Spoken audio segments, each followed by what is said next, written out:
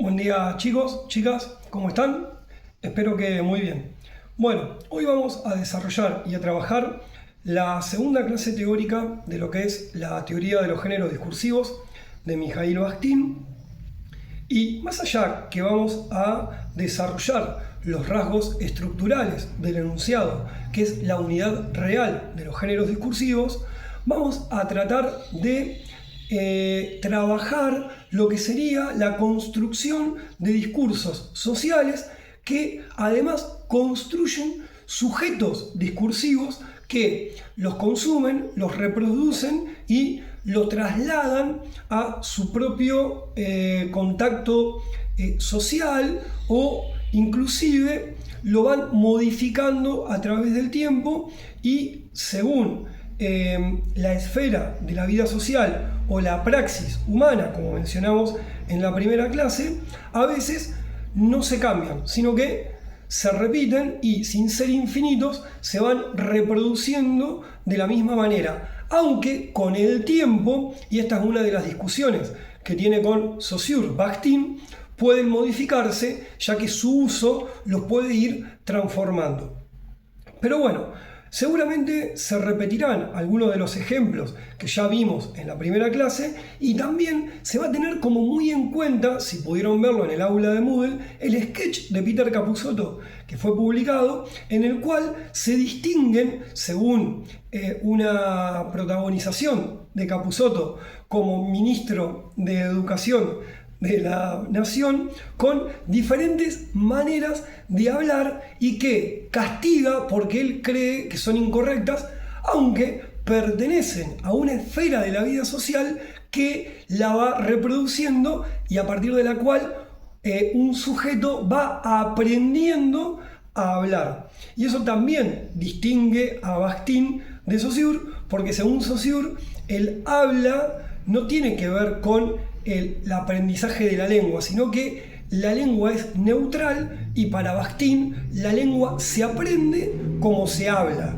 Amén que se conozcan o no se conozcan los sistemas que serían neutrales según Saussure, y esto no significa que Saussure esté equivocado, sino que Bakhtin le propone, como ya dijimos, una suerte de discusión o debate científico o de investigación analítico sobre cómo se desarrolla tanto uno como el otro. Pero bueno, eso va a tratar de ilustrarse en esta segunda parte de las clases de Bakhtin. Vamos por parte. Entonces, trabajaremos los rasgos estructurales del enunciado, pero a partir de ellos vamos a ver cómo funcionan y cómo se construyen tanto los géneros discursivos, los discursos y los sujetos discursivos y sociales que los consumen y reproducen. El primer rasgo estructural de los enunciados es, según Bakhtin, que tienen fronteras, o sea, tienen un límite entre uno y el otro. Donde termina un enunciado, comienza otro. Ahora, la pregunta es, ¿dónde se habitúa, dónde existe esa frontera? Y según Bakhtin, existe en el cambio de los sujetos discursivos. Un enunciado comienza cuando un sujeto lo va desarrollando y concluye, termina, vamos a ver que la conclusividad también es otro de los rasgos estructurales, pero tiene su frontera, tiene su límite cuando dice, por llamarlo de alguna manera, hasta acá llegué yo, ¿qué vas a decir? Y ahí comienza a hablar o a pensar qué fue lo que dijo quien habló, otro enunciado. Ahora bien, no es que hay un principio y un final absoluto, porque siempre, cada vez que uno está hablando, ya dijimos que está pensando en cuál va a ser la respuesta. Entonces, eso de ser absoluto, en realidad, no lo concluye al hablante en la intención o el deseo o el objetivo que tiene al hablar, sino que va construyendo una posible respuesta a la respuesta que se le vaya a dar o que vaya a construir, aunque en palabras no se mencione, pero siempre en otro sujeto discursivo habrá una respuesta, aunque sea mental y no necesariamente fisiológica. Entonces, en ese sentido, el enunciado como unidad del habla tiene una diferencia con la oración, que es la unidad de la lengua. No se puede estar mencionando que así como una oración tiene un punto y seguido, un punto final, el enunciado tuviera un punto final. No, no lo tiene. Siempre va a haber un intercambio de enunciados que le van a dar cierta continuidad y que a veces, incluso en los enunciados anteriores, puede demostrar que hay algún tipo de error que el hablante no lo tuvo en cuenta, pero que el oyente se lo hace notar. O incluso el hablante, como me pasa a mí algunas veces, yo repaso las clases que grabé y me doy cuenta que cometo algunos errores de pronunciación o de ejemplo, y digo, bueno, capaz que alguien se dio cuenta y me lo menciona, capaz que alguien se dio cuenta y lo corrige, y capaz que lo tuviera que corregir yo en la próxima clase. Entonces, fíjense cómo hay una comunicación, una relación social que se está pensando cada vez que se produce, se pronuncia y se está pensando un enunciado, pensando en también cuáles van a ser los enunciados que le otorgarán una respuesta, pero que al mismo tiempo podrían, como de alguna manera, relacionar o ser relacionado con el enunciado que ya fue mencionado. Hasta aquí llegaría lo que es el primer rasgo estructural. Vamos a ver ahora uno que pareciera ser similar, porque si bien uno es el límite o la frontera del enunciado, el segundo rasgo estructural es la conclusividad. O sea, que para mencionar una canción muy conocida del rock nacional, pero que es una canción de la década del 60,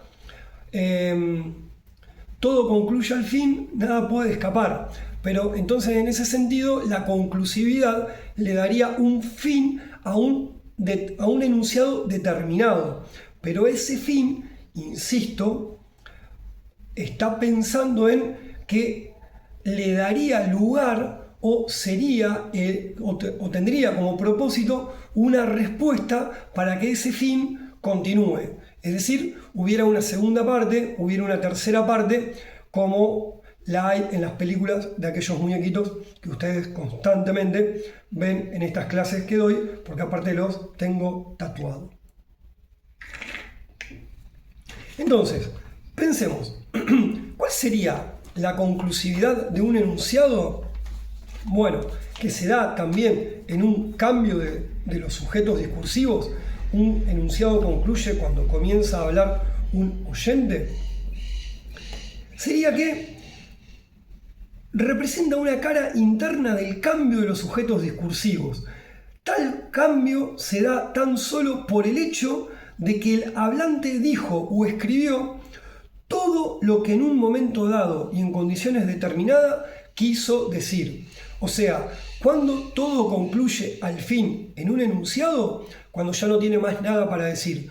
Es decir, cuando concluye mi clase o cuando concluye uno de los temas que yo estoy desarrollando, cuando yo ya dije todo lo que había planificado decir o que hubiese preparado para la clase, y entonces ahí voy a estar esperando una respuesta.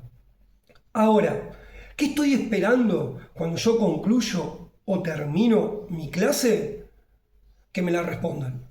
O sea, que tengan alguna consulta, que los motive a ustedes a estudiar, a entender un poco el texto cuando lo lean, a vincularlo con las clases prácticas.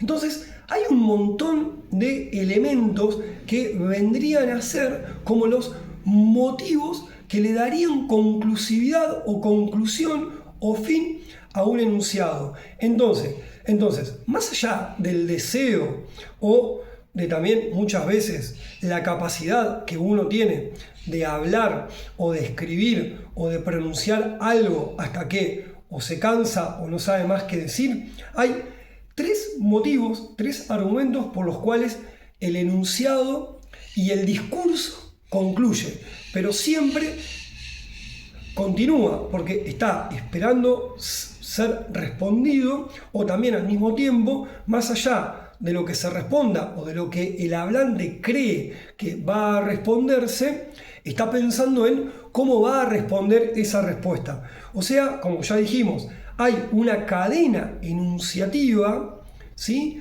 que si bien puede no llegar a ser infinita, sí, nunca se sabe cuándo en verdad concluye. ¿Cuáles son esos tres momentos o esos tres factores que le dan final o un final momentáneo al enunciado? Los siguientes.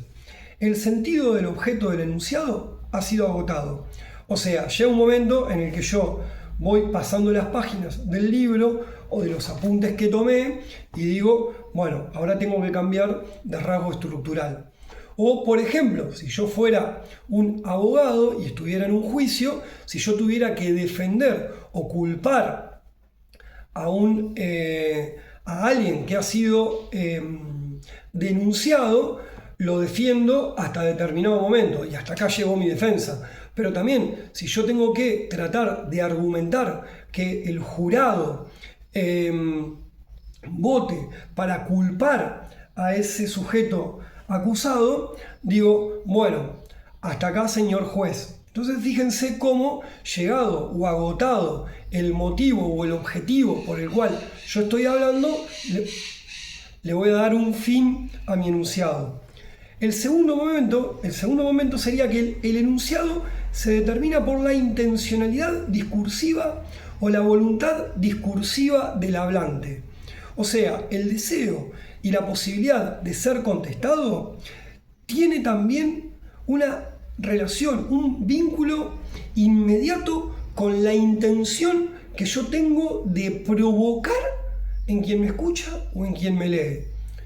En el caso de lo que es el sketch de Capusotto, la intención de él no es enseñar a hablar o decir cuándo se habla bien o cuándo se habla mal, sino generar alguna especie de sentido del humor, algún chiste, por decirlo así, sobre cómo pronuncia determinada clase social algo o cómo la pronuncia otra clase social, o algún estilo que se cree socialmente que así es esa clase social o la otra.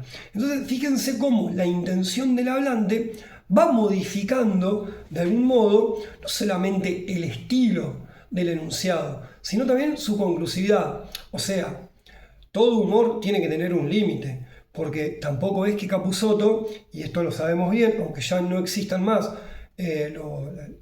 los programas semanales de Capusotto que yo me miraba siempre porque me hacían reír mucho, tienen un límite que es el límite a no ser agresivo, a no ser discriminatorio, y ese motivo, ese argumento, lo tienen un montón de géneros discursivos y un montón de enunciados, aunque no todos.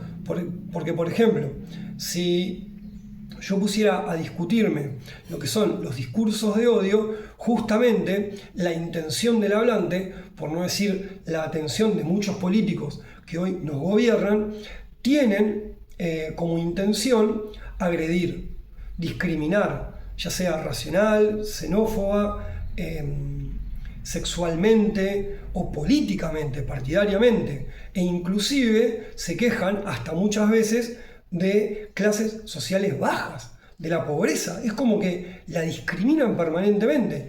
Entonces, fíjense cómo al modificarse la intención del hablante, también se pueden generar géneros discursivos que hasta hace un tiempo, quizás, o no existían o existían de otra manera.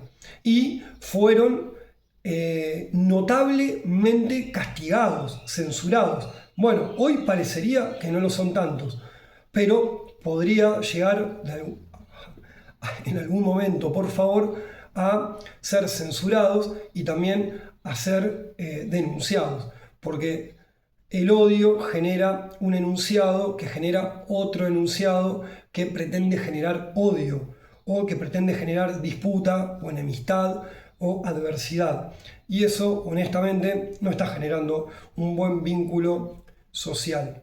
Pero bueno, más allá de lo politizado, aunque Bakhtin, ya dijimos, es un autor muy politizado porque ha sido perseguido tanto por su teoría como por su sentimiento partidario, hasta su militancia partidaria, tenía otra intención, incluso con la teoría de los géneros discursivos. Entonces, el segundo momento, que sería la intención del hablante, que tiene que ver o que está de acuerdo a la intención y la voluntad del autor, y ya he mencionado como ejemplos el abogado, puedo mencionar al periodista, he mencionado políticos, también puedo mencionar científicos, también puedo mencionar docentes, que también ya los he mencionado. Entonces fíjense cómo se pueden ir vinculando ejemplos o momentos de la clase anterior para ir dando cuenta de los rasgos estructurales de los enunciados y las características de cada uno de estos rasgos.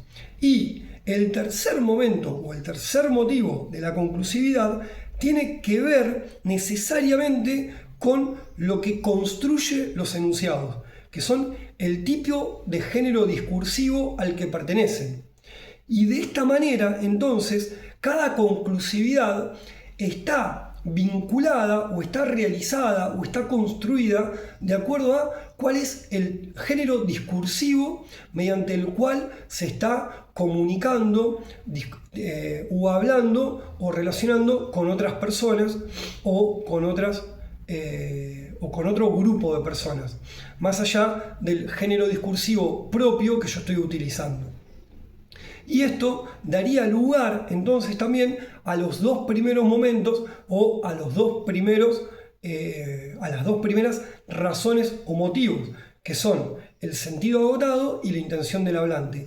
Todo eso estaría determinado por el género discursivo que yo estoy expresando en ese momento.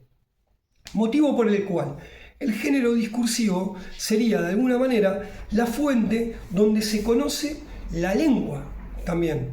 Porque ¿dónde aprendo yo la lengua española? ¿En qué relaciones sociales? ¿En qué vínculos sociales? ¿Se aprende sola? ¿O la aprendemos desde que somos pequeños porque somos hablados y somos comunicados y somos dialogados? Ya hablamos del diálogo, ya hablamos de la polifonía, con, por ejemplo, la familia, con maestros, maestras del jardín, de la primaria. Bueno, antes no existía, pero ahora existe. También los niños, las niñas, las niñes de la actualidad tienen un consumo de redes, no sé si de redes sociales, pero sí de aplicaciones virtuales que le van dando una especie de aprendizaje a lo que es tanto el español como otras maneras de hablar que le van dando una suerte de conocimiento de cómo comunicarse con tanto amigos, amigas, amigues, como con la familia, como en la escuela, como en la calle, etc. Serán buenas maneras de comunicarse o no, eso lo sabrán decir ustedes, no necesariamente yo, por ser el docente y ustedes mis alumnos, pero fíjense cómo también de alguna manera estoy como docente hablándoles de una manera que les va dando aprendizaje o inicio, ya que son del primer año de sus carreras, a lo que de acá a algunos años van a ser sus profesiones, sus trabajos, sus maneras de hablar, motivo por el cual van aprendiendo o van consumiendo la lengua nacional. Ya dijimos que Bakhtin habla de la lengua nacional, no de la lengua española, de la lengua nacional, ¿sí? Como una manera profesional de hablarla y de conocerla. Entonces fíjense cómo Bakhtin sigue discutiendo con el formalismo y el estructuralismo lingüístico de Saussure cuando dice que el habla no tiene ningún sentido de ser estudiado como una de las fuentes o de las razones por las cuales se construye y se consume la lengua. Todo lo contrario, en la lengua en el uso de la lengua, en el uso de la lengua, en el habla, ¿sí? En los enunciados y en los géneros discursivos, es donde se aprende la lengua. Si se aprende a hablar, se aprende la lengua. Si no se aprende a hablar, no se aprende la lengua. Aunque muchas veces no podamos hablar porque tenemos alguna discapacidad en el habla o en la escucha, pero el habla sigue existiendo en nuestra mente o comienza a existir en nuestra mente, y eso también podemos mencionarlo en un idioma que muchos de nosotros no conocemos, pero que también de algún modo es la manera de hablar o de expresar la lengua nacional. Entonces, voy a leer un poquito una cita a Bakhtin que como que ilustra esto que estoy tratando de decir de lo que es el segundo rasgo de los enunciados. Así pues, un hablante no solo dispone de las formas obligatorias de la lengua nacional, sino que cuenta también con las formas obligatorias discursivas, que son tan necesarias para una intercomprensión como las formas lingüísticas, motivo por el cual esta es una discusión o un debate con Saussure, que dijo que las formas lingüísticas es lo que nos permite a nosotros darle forma a la realidad. Y Bakhtin está diciendo no solamente la forma lingüística, la forma discursiva también, y también ya lo vimos de alguna manera con Peirce, aunque Peirce no discutía con Saussure, pero sin su intención lo estaba haciendo. Hablar discursivamente o ir reproduciendo signos materiales, ¿sí? Al que le damos sentido o interpretamos mentalmente, le está dando un sentido y una forma a la realidad y al pensamiento que, según Saussure, lo material no se lo daba, solamente se lo daba algo psíquico, que es la lengua. Bakhtin le está diciendo, no señor, para nada, porque la lengua no se aprende si no se habla, motivo por el cual el discurso y el género discursivo, los sujetos discursivos, no solamente los sujetos lingüísticos, o sea, los sujetos hablantes, y que siempre son oyentes y hablantes, que consumen el habla de otros, consumimos el habla de otros, estamos construyendo material y socialmente una realidad que con solamente lo lingüístico no alcanzaría a poder conocer y aprender y enseñar. Bueno, primeros dos rasgos estructurales del enunciado: la frontera y la conclusividad, que si bien parecen sinónimos, y de algún modo lo son, tienen motivos diferentes por los cuales se distinguen uno del otro. Una cosa es la frontera, el límite, y otra vez el motivo por el cual aparece ese límite, que es la conclusividad. Porque llega un momento en el que dejo de enunciar para que otro enuncie y constatar o comprobar si entonces mis intenciones han sido, voy a decirlo mal para que se vea un poco el ejemplo de Capusotto, para que sea respondido, y por eso le pongo un fin.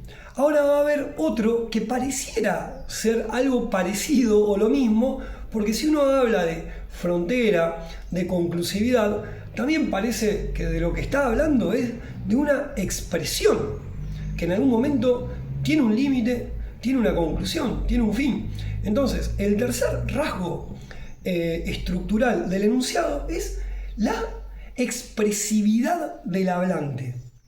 Y es muy importante, porque acá vamos a tener en cuenta algo de lo que ya hemos hablado la primera clase, que tiene que ver con lo dialógico y lo polifónico, lo discursivo o el discurso como algo que está generado y continuado por un diálogo y que está construido por voces ajenas que luego volverán a ser pronunciadas y que le seguirán dando mediante un diálogo que, aunque no se produzca materialmente o realmente, el hablante está pensando que es así, porque siempre que uno habla o piensa, está pensando en qué dirá el otro, qué dirá la otra, me querrá, no me querrá, le diré esto, va a generar un beneficio, no, esto lo va a complicar.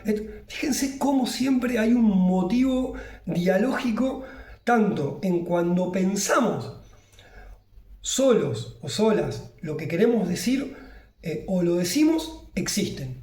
Entonces hay motivos que no son neutrales en lo que pensamos y decimos, y en ese sentido no son individuales. Siempre estamos pensando en lo que producimos en el otro, provocamos en el otro. ¿Qué otra voz vamos a generar? Y esa voz, ¿qué motivo le va a dar a enunciados posteriores al que yo estoy pensando o he dicho? Entonces, la expresividad es la actitud del enunciado hacia el hablante mismo. ¿Qué pretendo yo de mí?, diría la actriz Isabel Sarli, por decirlo de alguna manera, pero también hacia otros participantes en la comunicación discursiva. ¿Qué voy a provocar en mí cuando provoque algo en otro, en otra, en otros, diciendo lo que digo? Y de acuerdo al género discursivo del que esté hablando yo, o del que estoy hablando, o que pueda estar hablando yo, o en este caso, como docente, ¿qué provocará en los estudiantes lo que estoy diciendo? Y los va a aburrir. Hasta acá llegó el video. No van a seguir con la clase. Entonces digo, ¿qué hago? ¿Los reto? Les digo, si no ven todo el video, no van a... O confío. Y que bueno, que todo tiene un tiempo. Y ojalá ellos también confíen en que todo no se hace en un solo paso, en una sola vez. Hay que darle valor y placer a esa canción de Turf, pasos al costado. Un paso, otro paso, o a lo que dijo Mostaza Merlo, hace muchísimos años hablando de fútbol, paso a paso, como una cábala para no mencionar la palabra que nadie quiere mencionar para poder cumplirla, que es un título. Entonces es como que siempre fíjense cómo se va pensando en qué es lo que voy a provocar para expresar lo que expreso. Y además, ¿qué voy a provocar en mí mismo, ¿sí?, expresando lo que expreso? Motivo por el cual, si uno lo compara con Saussure, a lo que está diciendo Bakhtin, el enunciado nunca es neutral. En cambio, el valor de los signos lingüísticos para Saussure es neutral. No vale por sí mismo. Sin embargo, para Bakhtin sí vale por sí mismo, porque está siendo pensado ese enunciado, ese discurso, en qué voy a provocar en el otro. Imagínense que yo fuera político, que yo esté militando, que no solamente sea docente, o que esté cuidando mi trabajo. ¿Qué van a pensar ustedes? ¿Qué estoy tratando de hacer? Y quedar bien entre ustedes. Y generar, no sé, un placer, generar una simpatía. Ah, bueno, voy a dar la próxima clase. Ah, no, este profe... O capaz que hay otros profesores que no, y yo tampoco. Pero no trato de comunicar eso discursivamente, porque voy a generar algo que no sé si vale la pena. Pero muchos discursos, muchos géneros discursivos sí tienen esa intención. Momento por el cual estaría bueno decir, entonces, según Bakhtin, un enunciado absolutamente neutral es imposible. Yo no digo lo que quiero sin saber por qué lo digo. Y si lo digo, no sé si voy a generar lo que yo quiero generar. Y si lo quiero disimular, tampoco. Y si lo disimulo, por algún motivo, es. Entonces, mi expresividad, mi expresión, si disimulo que fuera de una forma, la disimulo para generar lo que quiero. Entonces, mi intención, mi expresión, mi discurso, mi enunciado, no es neutral. Está siendo disimulado para generar algo que quiero generar. Una actitud evaluadora del hombre con respecto al objeto de su discurso también determina la selección de los recursos léxicos, gramaticales y composicionales del enunciado. Entonces, yo podría poner este ejemplo. Si ustedes son estudiantes y están rindiendo un parcial o están rindiendo un final, van a pensar en de qué manera lo tengo que decir para que los profesores crean que sé lo que estoy diciendo y hasta inclusive yo sepa qué es lo que estoy escribiendo o expresando. Así me ponen una buena nota. Esto lo pensamos todos. Lo he pensado yo como estudiante, lo estoy pensando yo como docente. ¿Sí? Aunque yo ahora no quiera aprobar, pero sí quiera ser escuchado y ser entendido y que ustedes tengan ganas, les dé placer, tengan el deseo de leer la bibliografía y tenerla presente siempre en su carrera, porque la educación es constante, no es asincrónica, es sincrónica, ¿sí? No es infinita quizás, pero no se sabe cuál es la frontera, cuál es la conclusividad y cuándo y si termina. Entonces, fíjense cómo en la expresión de un enunciado hay un montón de intenciones, de deseos, de pensamientos, de imaginaciones, de intenciones, de motivos que no son neutrales. En cambio, lo que dice Saussure es que la oración comunidad de la lengua es neutra. El signo lingüístico tiene un valor negativo, o sea, nada que ver con lo que está diciendo Bakhtin o con lo que le discute Bakhtin. Entonces, no hay un sentido psíquico que se aprende sin saber por qué, que se puede aprender sin saber por qué, pero que yo no sé si lo repito con un sentido neutral, sino con un sentido concreto. Solo el contacto de la lengua con la realidad se da en el enunciado, es lo que genera la chispa de la expresión, de la expresividad, de lo expresivo. Esta última no existe ni en el sistema de la lengua ni en la realidad objetiva que está fuera de nosotros. Entonces, la expresividad existe en mi intención, en una suerte de subjetividad, no de objetividad, que podría ser científica, por llamarlo de alguna manera, pero que habría que discutirlo epistemológicamente. Entonces, la expresividad le da una unidad a la lengua con la realidad. La lengua tiene un sentido real, concreto, social, cultural, que se expresa en los discursos, en los sujetos discursivos, de acuerdo a los tipos de géneros discursivos que nosotros aprendemos y reproducimos. Entonces, fíjense cómo la lengua, al final, no es tan libre de lo que es el habla. Todo lo contrario. Se aprende, se consume, se expresa y se enseña a partir del habla, no por sí sola. No la aprendemos solos. Solos no aprendemos nada, diría yo. Porque cuando yo aprendo algo, no soy inteligente, pero si yo fuera inteligente, no lo sería porque nací naturalmente inteligente. Lo fui siendo a partir de todos los vínculos sociales que me iban expresando alguna manera de pensar y conocer que yo no conocía. Lo mismo de hablar. Entonces, fíjense cómo las solemos tomar a lo que nosotros sabemos, a nuestros conocimientos, a nuestra inteligencia o a nuestro aprendizaje, solo tomar de otros enunciados y ante todo de los enunciados afines genéricamente al nuestro. ¿Dónde aprenderíamos a hablar como profesores? Yo siempre lo he mencionado en las clases prácticas de epistemología y lo suelo hacer en las clases prácticas de semiótica en Paraná. Si yo veo mis videos o me escucho a mí mismo, no ahora, sino cuando veo algún video, me doy cuenta que reproduzco o que estoy repitiendo mucho los gestos, las palabras, las maneras de pronunciarlas de algunos profesores de mi carrera que han sido como mis maestros más que profesores.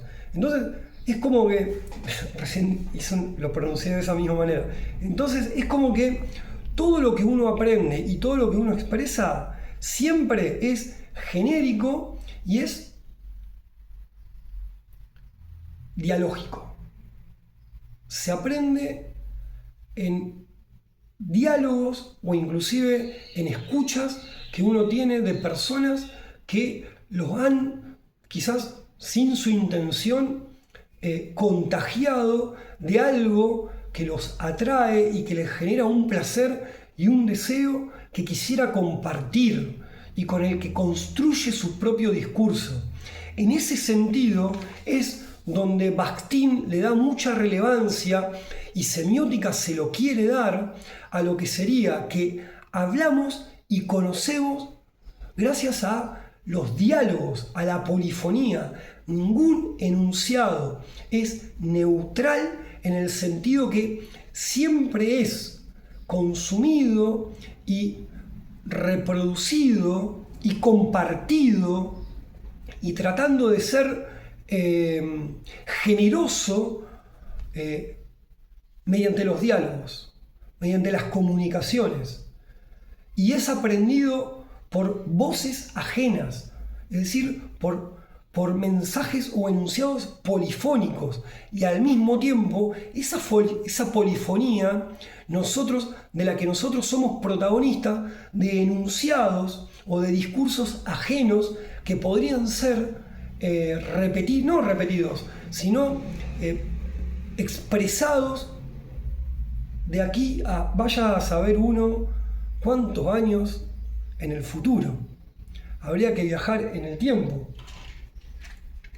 con esto y saber si lo que estoy diciendo es así, o si Bakhtin viajara, sabría si lo que él decía se sigue reproduciendo y sigue generando el conocimiento que él pretendía generar. Entonces fíjense cómo dialógica y polifónicamente hablando, nosotros hablamos, aprendemos y no sé si enseñamos, pero lo más importante es que compartimos. Y para mencionar el último rasgo estructural, no solamente compartimos, destinamos.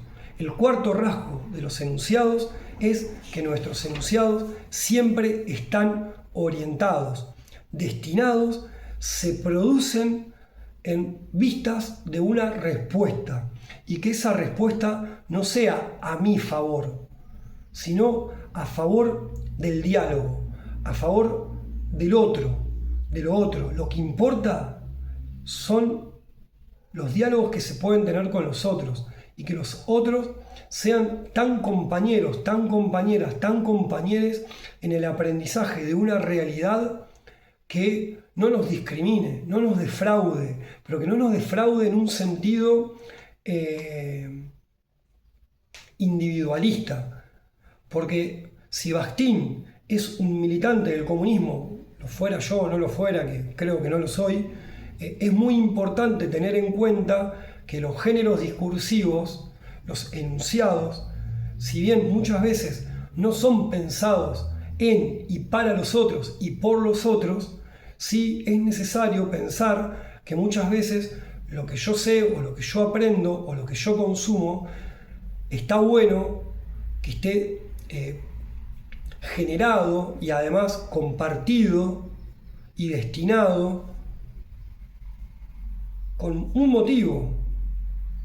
¿Qué es lo que se pretende efectivamente generar? Si yo soy docente, ¿qué pretendo generar? Bueno, el deseo de un aprendizaje, de un entendimiento, de que podamos saber que yo puedo estar equivocado y que me lo digan y que puede cambiar mi forma de pensar, pero también la de ustedes, pero sí que no, que esto sea algo que más que provoque una autoridad, provoque una compañía, que la docencia fuera eso. En ese sentido, lo que uno dice, lo que uno expresa, lo que uno enuncia, dependiendo el tipo de género discursivo, va a estar siempre pensado en la concepción que se tiene del destinatario, del destino. en qué camino está dirigido, en qué camino está producido, a qué camino va a viajar mi enunciado, pensando siempre en para quién es, para qué es y qué se pretende con él. Bueno, quizás no haya parecido muy profesor con los últimos minutos de la clase, pero la intención no era generar una simpatía o una amistad, sino un pensamiento respecto a por qué hablamos como hablamos, por qué enunciamos como enunciamos, y no querer generar una disputa en ese tipo de habla, sino querer generar un diálogo, querer generar una comunidad de hablantes que en nuestro caso, en la mayoría de nuestros casos, sería profesional y muchas veces también docente. Y ahí es donde uno caracteriza su enunciación, por no hablar de Benveniste, que es otro de los autores que nosotros veíamos en esta cátedra y ya lo hemos dejado un poco de lado, pero pensar un poco cuál es... Perdonen, pero así me pongo cuando la veo a Lorraine, mi gatita. Pensar en lo que uno pretende como docente en un estudiante que seguramente está dando sus primeros pasos en algo que ojalá le genere placer, sabor, pero sabor, como lo decía Bourdieu, y ganas de seguir estudiando y de que otros y otras y otros también podamos seguir haciéndolo. Y dentro de esos otros me incluyo yo, porque de ustedes también me gusta aprender. Fin. Próxima clase ya le vamos a dar pie a la tercera unidad del programa. Ya saben, toda consulta, toda duda, toda queja, todo interrogante, siempre es muy bienvenido a los medios que han sido ya comunicados y compartidos. Moodle y correo electrónico y clases de consulta. Que estén muy bien y que tengan una muy buena semana. Hasta la próxima.